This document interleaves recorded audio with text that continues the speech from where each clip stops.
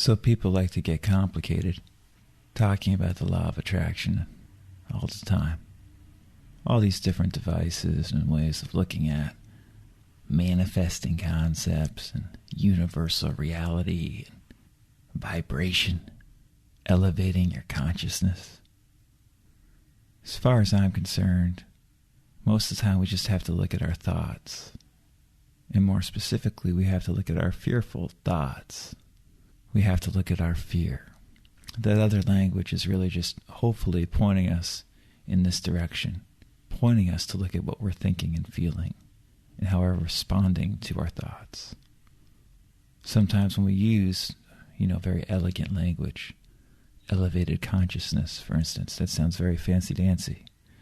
And that works well for some people to help them look at their thinking, their present thinking, and realize that it's not so-called elevated.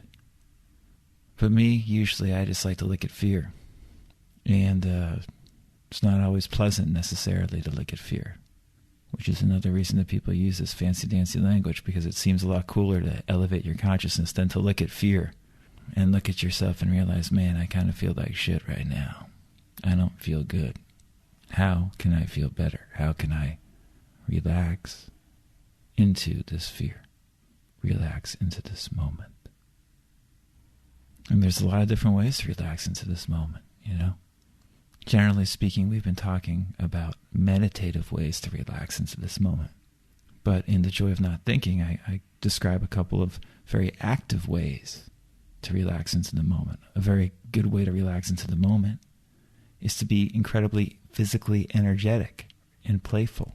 If you jump up and down, if you're hopping up and down like a bunny, or screeching at the top of your lungs, yelling, ee, making funny noises, your thinking, your overthinking, is going to have no choice but to relax into the moment, because there's so much physical activity going on that you become more present and more likely to relax. I talk about that in The Joy of Not Thinking, and also in the video series I did a while ago, about 10 years ago, called Stop Being Serious. But how we are relaxing into the moment right now, the approach we're taking is more meditative. Just noticing right now and allowing right now to be here without fighting against it as much as we sometimes do, especially when we're fearful. Oh, I can't stand it, I can't stand it, I can't stand it. That's how we approach fear. We can't stand it, we can't look it in the eye, as Murphy was talking about. And because Joseph Murphy does such a good job at describing fear and how we can deal with it in his book, The Power of Your Subconscious Mind, I thought that we would continue on today just looking at a little bit more of the advice he gives in regards to fear. He writes, "You were born with only two fears, the fear of falling and the fear of noise. All your other fears were acquired. Get rid of them." I'm going to read that again. You were born with only two fears, the fear of falling and the fear of noise. All your other fears were acquired. Get rid of them. This book has so much good advice, so many good lines. And that's one of the best lines in the entire book. Get rid of them. Get rid of the fear. So often we say, I felt anxious and nervous, and, we just accept that that's how it has to be. And the truth of the matter, if we're in an uncomfortable situation and we consistently notice that we feel uncomfortable in a situation where we feel like there should be some way to at least feel a little more comfortable, we should recognize that we're right. There is a way to feel more comfortable, and we should get rid of that discomfort. Because, of course, it does seem natural for the fear to be there, and there's a whole lifetime of being conditioned for the fear to be there. But that doesn't necessarily mean it's natural. And if it's not natural for it to be there, then we can work on dissolving it, eliminating it. People accept too much fear in their life. They buy into the belief that there's a lot of fear out there and feel fearful a lot of the time during their life and during their day-to-day activities. They assume that they're supposed to feel anxious. And guess what? We're not supposed to feel anxious most of the time. Or hardly at all, perhaps, in my opinion. We're not supposed to feel fearful, even in a subtle way, often. Again, if we come back to this moment and really just get present, where's the fear? It doesn't exist. It's not real. As Murphy said, it's a boogeyman. You open the closet up, it's not actually there. It was made up in your mind. People love talking about how fearful and anxious they are. Not always through exactly how they articulate what they're saying, but through their actions and their words, through their deeds. They're accepting this belief that fear is a constant thing. Don't accept it. Get rid of it. And obviously do this in a self-compassionate manner, to the best of your abilities. And be okay when it comes up, as it often will, probably. But don't accept fear being there as being something that has to be there, because it usually does not. Get rid of it. Murphy goes on to write, normal fear is good. Abnormal fear is very bad and destructive. To constantly indulge in fear thoughts results in abnormal fear, obsessions, and complexes. To fear something persistently causes a sense of panic and terror.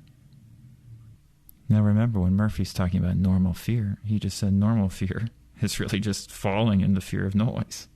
In other words, most of our fears are not normal. Even if they're subtle, they're pretty much abnormal.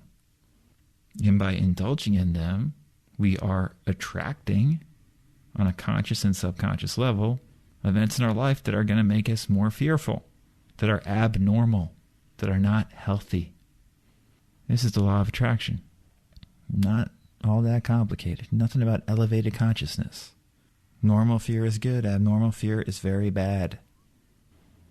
Murphy goes on to write, you can overcome abnormal fear when you know the power of your subconscious mind can change conditions and bring to pass the cherished desires of your heart.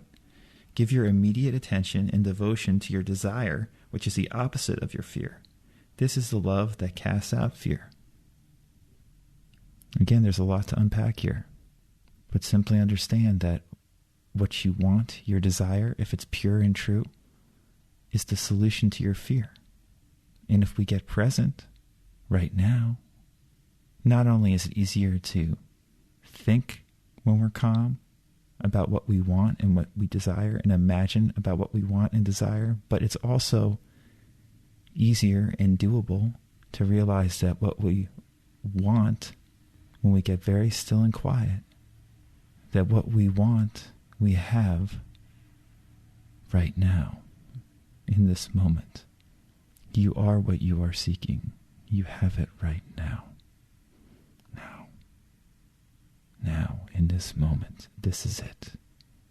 This is perfection. And if you want to imagine having a certain amount of money or a certain relationship or a certain issue being resolved, and think about that and feel grateful for that resolution, you're welcome to do that too.